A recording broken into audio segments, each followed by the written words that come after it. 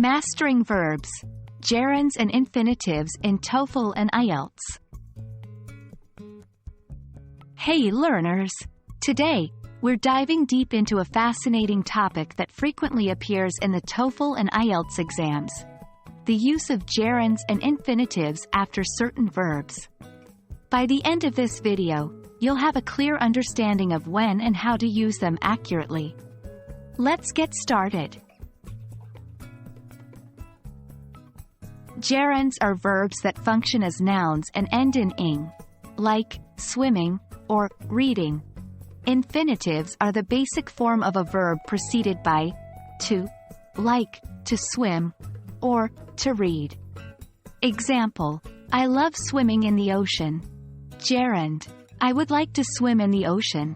Infinitive: some verbs are typically followed by gerunds. Here's a short list for your reference. Enjoy: I enjoy dancing. Dislike: they dislike working late. Avoid: he avoids speaking about his past. When you see these verbs in a sentence, they'll most likely be followed by a gerund. On the flip side, certain verbs prefer to be followed by infinitives. Here are some examples. Want: she wants to leave early. Need: you need to study harder. Hope: we hope to see you soon. When these verbs appear, be on the lookout for the infinitive form that follows. To spice things up, some verbs can be followed by either gerunds or infinitives without a change in meaning. Begin: he began reading, equals he began to read. Start: it started raining, equals it started to rain.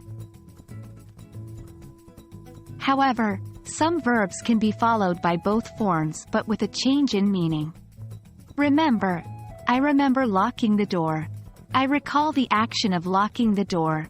Remember: I remember to lock the door. I remember and then do the action. It's vital to understand these differences to avoid potential misunderstandings. And that wraps up our session on gerunds and infinitives in the TOEFL and IELTS context. Remember, practice is key. The more you familiarize yourself with these verbs and patterns, the more confident you'll become. I hope this video has been insightful. Until next time, keep learning and keep practicing.